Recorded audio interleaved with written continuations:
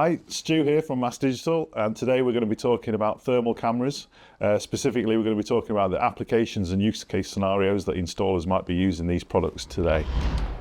First product we'll look at, the handheld thermal device. You may have seen these a few years ago when they were prevalent during COVID times.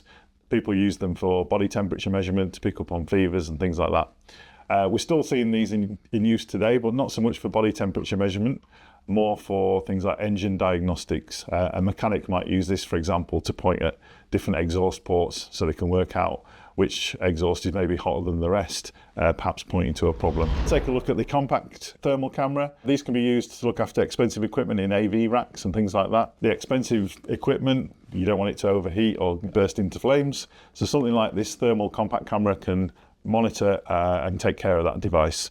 It's also got a magnetic mount on there to make it easy for installation. And then taking a look at this large bodied bullet camera. So where can these be used?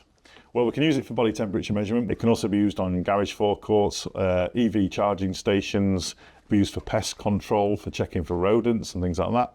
We can use it in waste recycling for pre-fire warning.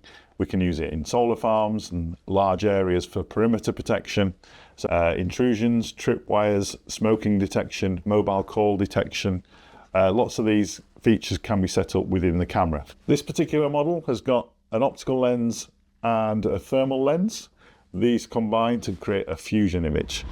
We can use both lenses at once to record onto our NVR, so we have two channels running from a single camera. Some of these cameras have inbuilt speakers, so they can have active warnings for things like over temperature. If your intended use is for temperature measurement or need to display a temperature reading on the camera image, then make sure you select a model with a -T towards the end of the code. Thermal cameras aren't a niche product anymore. They're a vital part of your smart video surveillance. If you're unsure about any products or you need to discuss a thermal project, get in touch with your account manager.